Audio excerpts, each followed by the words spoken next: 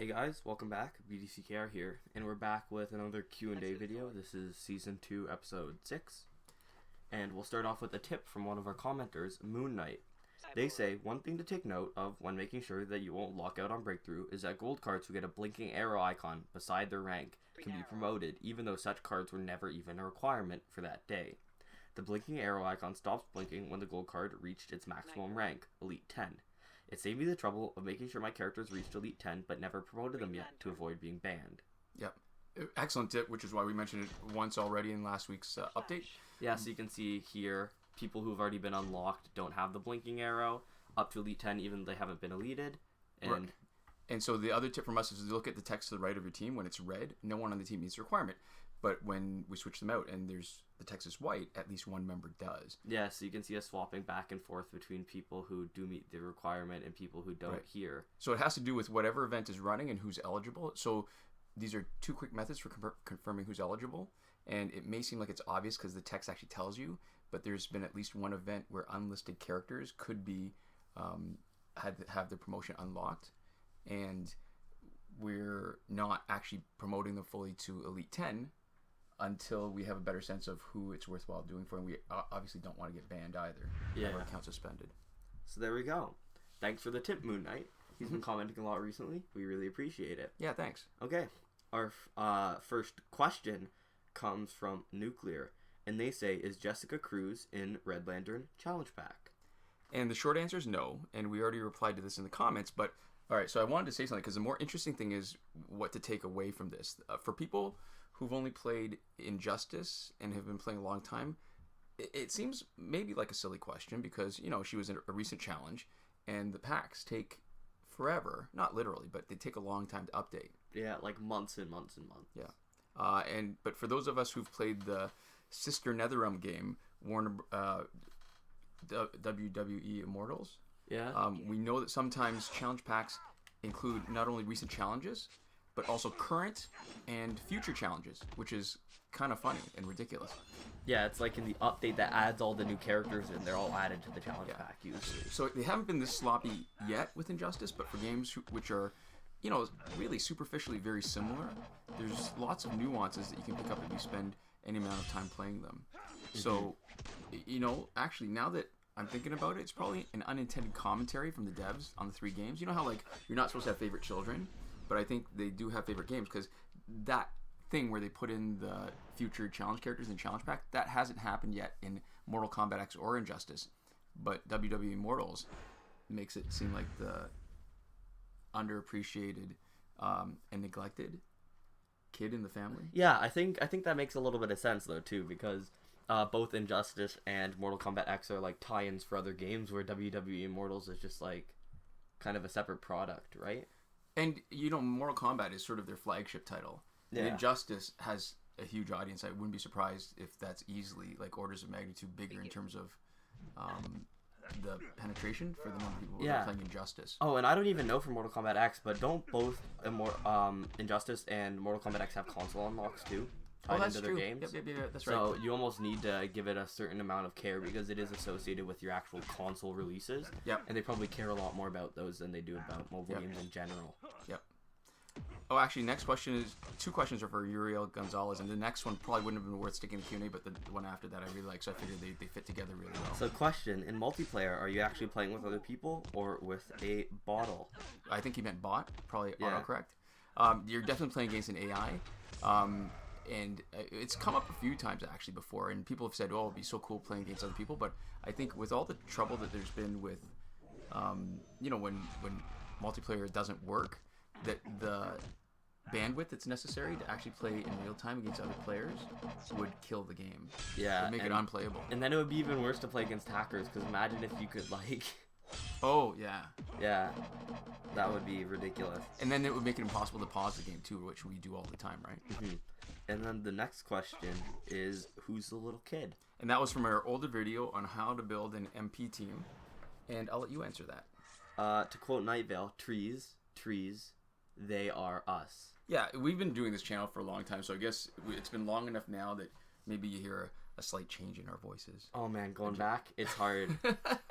I don't like listening to our old videos. But you know what? If you want to, don't let that stop you. there's definitely lots of good content on that. Yeah, maybe pitch shift. Okay, our next question comes from Firebender1000, and they say, how much Alliance credits would it take to get banned? Because I was able to get over 1 million from a glitch that I tried, but the glitch failed and that happened. Any estimates? I'm actually thinking that there's no amount of Alliance credits that it will get you banned. For some ideological reasons and for some practical reasons.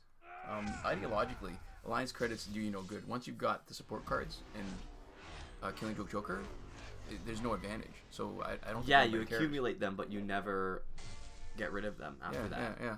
And that's ideologically, but from a practical perspective, the what happened initially with somehow a lot of people were experiencing the same glitch all at once, and they were getting a huge number of Alliance credits, and some people were getting banned or having their account suspended.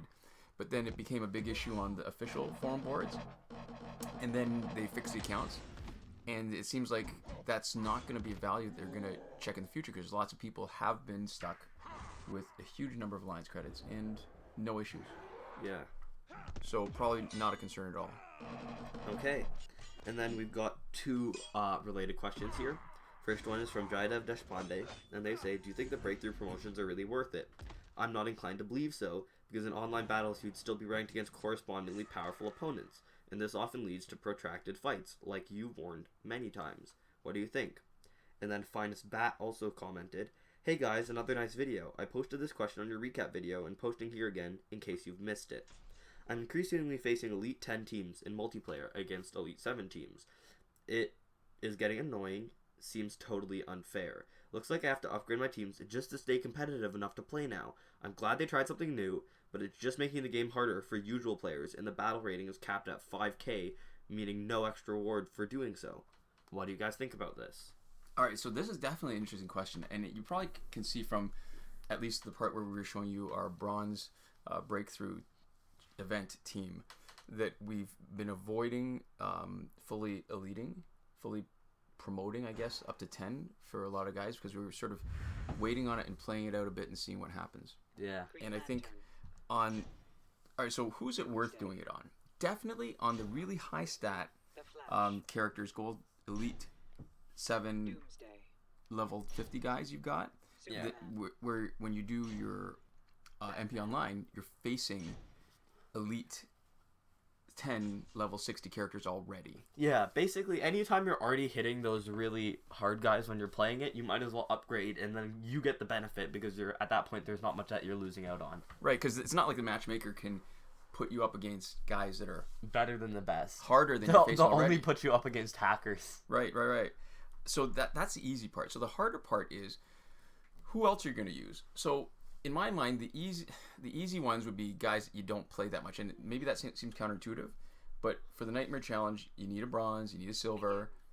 Those guys, if you really augment them and fully promote them, I think you're going to not only have an easier time, but these are guys you aren't playing anyway, so you're not getting the downside of Matchmaker giving you stronger opponents in Survivor or MP Online. Mm-hmm.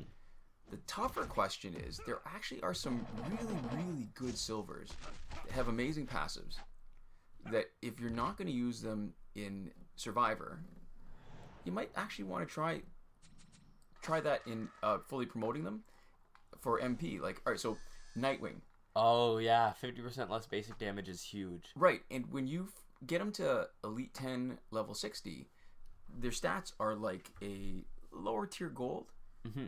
So as long as the matchmaker is still, but his passive is better than Gold Nightwing. Oh, absolutely. Yeah. So he's gonna by be leaps and bounds. Yeah. Flash, Regime Flash. The Joker. Huge, speed boost. Really nice and strong. If you had a team of maybe Regime Flash and Nightwing and a Regime Green Lantern. Oh yeah. That would be a really powerful silver team that might be worth fully promoting, because then you'd get about the same as the battle points that you're seeing here on our Elsewhere Flash, Containment Doomsday, and Regime Green Lantern team, right? So it's not quite the max, but you're facing a variety of opponents, which is more interesting, really. And you're gonna get you're still gonna be really competitive, if not sort of dominating in MP play. Yeah.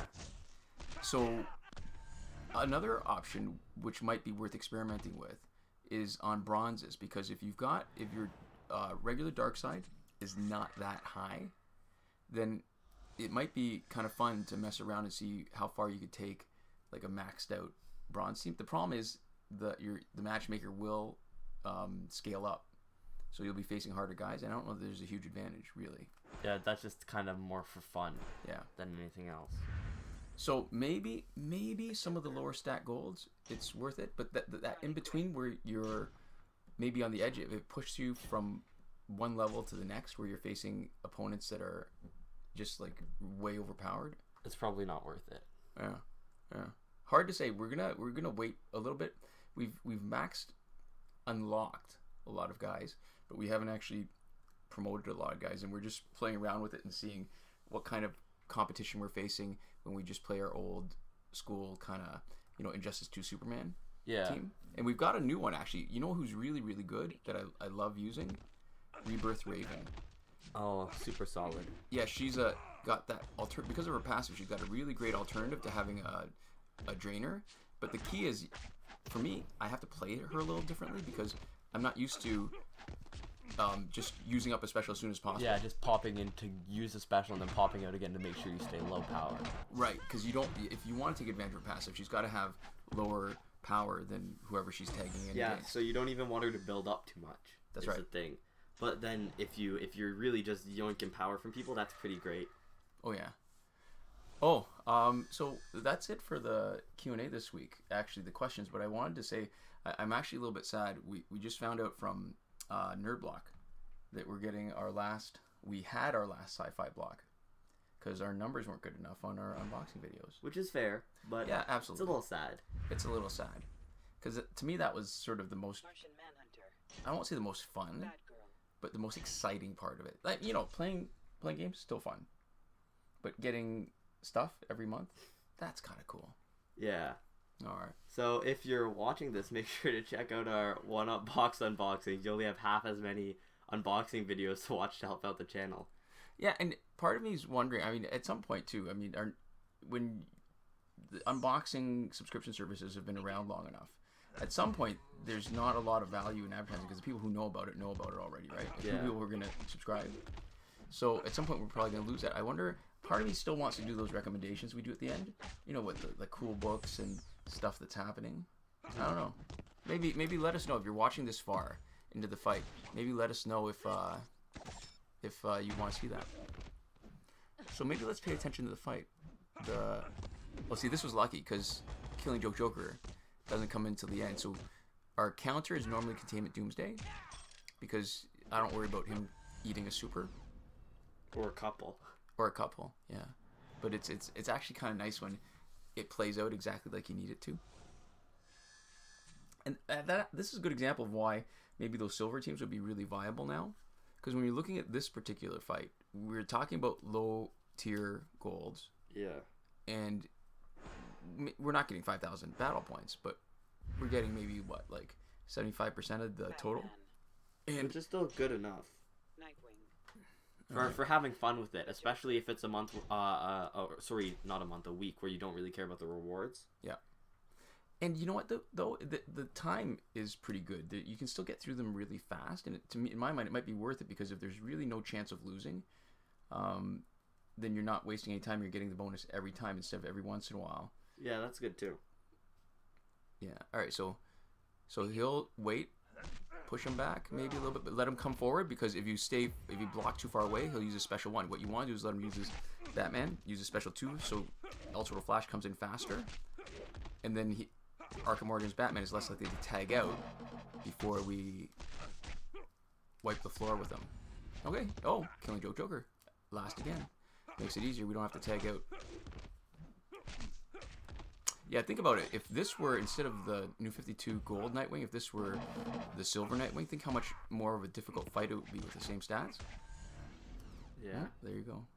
And one thing that the timing brings up a good point of, we have talked about this a little bit off video recently, but whenever there's an online kind of competing aspect of something, what you really want to go for is you want to try to maximize whatever the value is for the amount of time that you're playing, right? Yeah. Where we're talking about for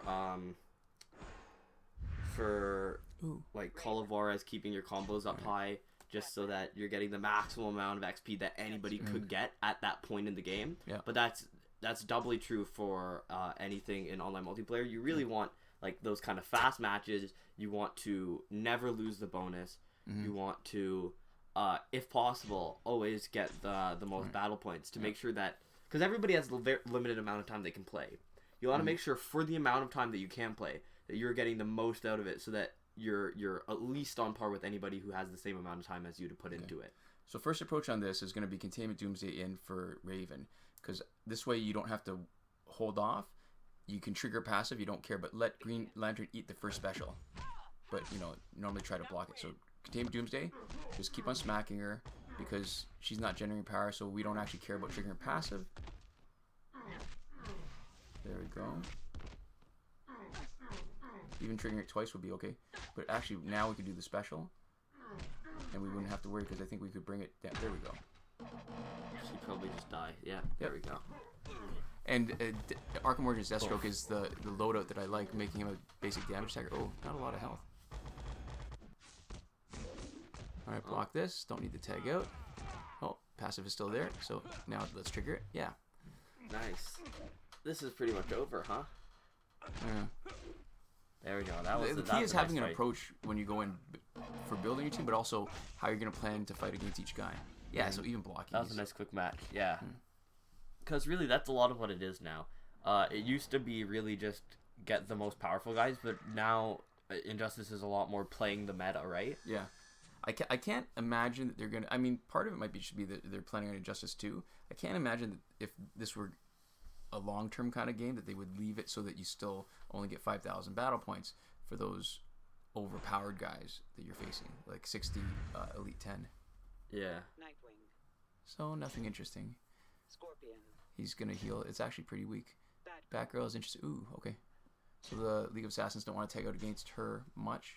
But now that the League of Assassins gear has been fixed to what the description says, not that dangerous. Whenever you see one person that has only one gear on them, you gotta think somebody was playing in multiplayer and then accidentally screwed up their gear, right? Or playing somewhere and moved their gear off. They probably just were going to single player, Survivor, or the challenge. Yeah.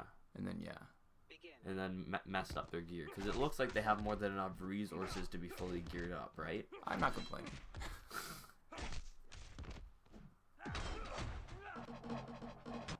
There we go.